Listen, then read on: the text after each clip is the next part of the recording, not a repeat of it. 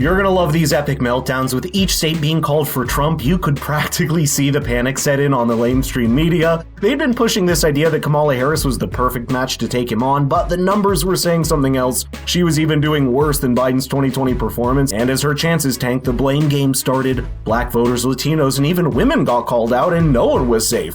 Today, we're covering some of these moments, and you definitely want to stick to the very end because you won't believe what Scott Jennings said on CNN. As always, make sure to subscribe and hit the notification bell for more discussions just like this. Black voters came through for Kamala Harris.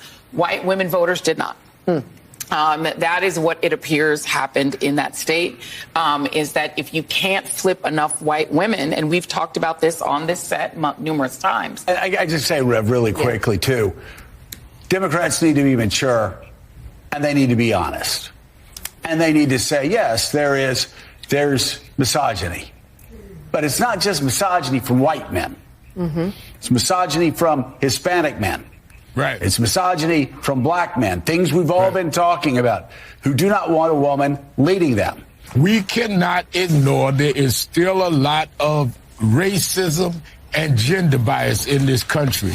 And I think for us to ignore that and not try to bring that front and center so we can heal that would mean that we would end up in the same place. It is time for the Democrats to say, okay, and you and I have talked about this before, a lot of Hispanic voters have problems with black candidates.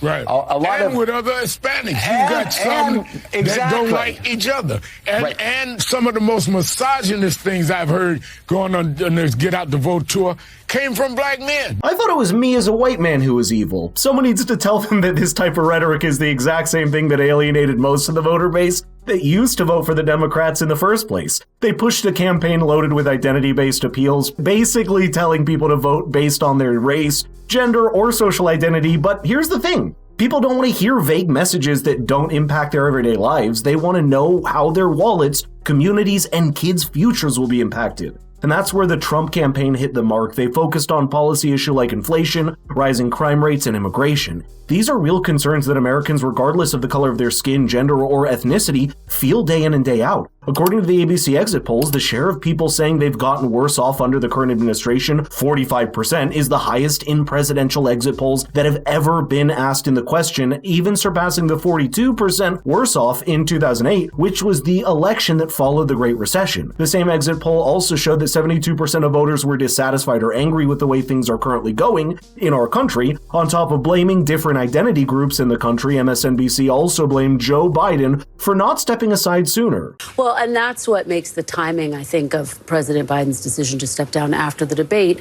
something that, if she does in fact lose, will be under a microscope because, of course, there was so much discussion, even over the summer, about potentially having an open primary and having that fight play out within the Democratic Party. So I think it's one of the big questions moving forward. Bad white man.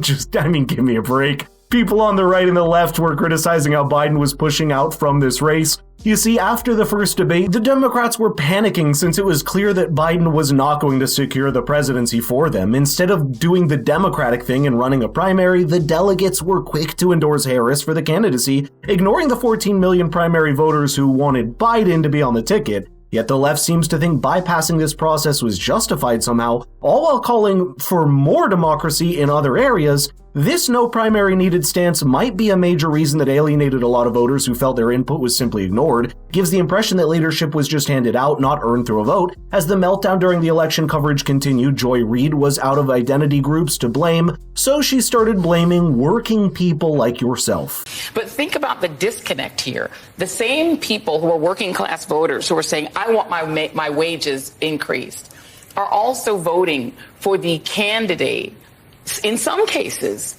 who is bankrolled by Elon Musk. There's a disconnect between people's perception that the actor from The Apprentice can make me better. Essentially, you're saying, I want to be under the sort of care, right, of a very rich person who I think will take care of me economically because he was on television. But literally, the policies that you're going to get.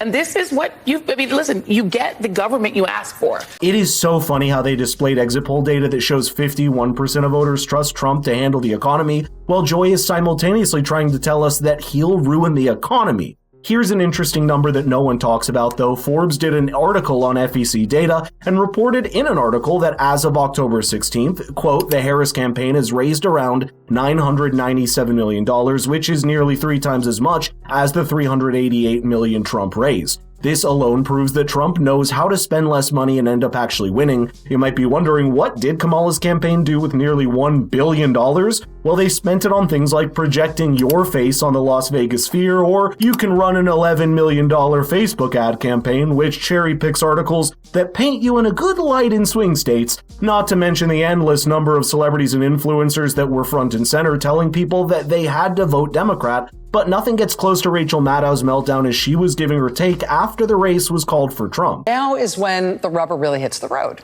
right? We don't just flip a switch and the American system of government is gone. Democracy is gone. It doesn't work like that. I mean, not to be boring here for a second, but just getting very real. We now are just another one in the list of countries that has decided to, hey, what the heck? Let's try the strongman thing. Let's let democracy go. Let's put in an all-powerful guy instead, see how it goes. There are many more countries in the world governed by that kind of a system than there are governed by ours. We are the only 248-year-old multiracial, pluralistic democracy in the world. And shall we keep it? A lot of our fellow Americans say we shouldn't. Now we know. Now we know for sure. The way that she contradicts herself in 30 seconds is amazing to me. She started by saying Trump doesn't have a way of ending democracy, then immediately after she resorted to fear-mongering people that Trump will end democracy. Also, someone needs to tell her that 2 of the 3 leaders shown here are communists, and their countries haven't been thriving democracies for decades now. I've noticed you haven't liked the video, by the way, or subscribed to the channel yet, so what are you waiting for? It's so disappointing seeing them doubling down on the same old messaging. They've used this strategy for years, telling people to vote against Trump to save democracy itself. But here's the problem, if this fear-based tactic were so effective, it would have already delivered solid wins. The fact that it didn't speaks volumes. If the left and its media machine keeps sticking to the same old narrative without addressing concerns, they risk alienating even more voters. But among all the reactions and meltdowns, one stood out the most, and it was a sort of wake-up call from Scott Jennings. This is a mandate.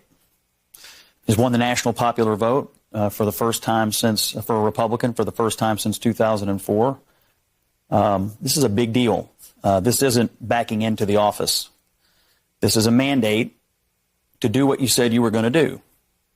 Get the economy working again for regular working class Americans, fix immigration, try to get crime under control, try to reduce the chaos in the world. This is a mandate from the American people to do that. I think I'm interpreting the results tonight as the revenge of just the regular old working class American, the anonymous American who has been crushed, insulted, condescended to.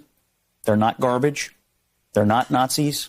They're just regular people who get up and go to work every day and are trying to make a better life for their kids, and they feel like they have been told to just shut up when they have complained about the things that are hurting them in their own lives. I also feel like this election, as we sit here and pour over this tonight, is something of an indictment of the political information complex. I mean, we've been sitting around here for the last couple of weeks, and the story that was portrayed was not true. I mean, we were told Puerto Rico was going to change the election. Liz Cheney, Nikki Haley voters, women lying to their husbands. Before that, it was Tim Walz and the camo hats. Night after night after night, we were told all these things and gimmicks were going to somehow push Harris over the line. And we were just ignoring the fundamentals. Inflation, people feeling like that they were barely able to tread water at best. That was the fundamentals of the election. And so I think that both parties should always look at the results of an election and figure out what went right and what went wrong. But I think for all of us who cover elections and talk about elections and do this on a day-to-day basis, we have to figure out how to understand, talk to, and listen to the half of the country that rose up tonight and said, we've had enough. Scott Jennings nails it. The panel listening to him in complete silence is an amazing sight to see. What I find fascinating is that Scott has always talked about Trump's comeback and warned the left about this. In an opinion piece published on CNN's website back in May of this year, Scott said, quote, "There seems to be real nostalgia for the Trump years even as head-to-head polls remain relatively close. The head-to-head polls were against Biden at the time, so whoever thought that putting Kamala in without detailed policies on how her administration will handle today's pressing issues was a big mistake if you ask me. Also, when are we going to hold most of these pollsters accountable? Because for the past 3 cycles, most of them have completely missed the mark. I'd like to know your thoughts on this, so let's get the conversation rolling in the comments down below. Oh, and by the way, if you want your friends to be as informed as you are, please make sure to share this video with them.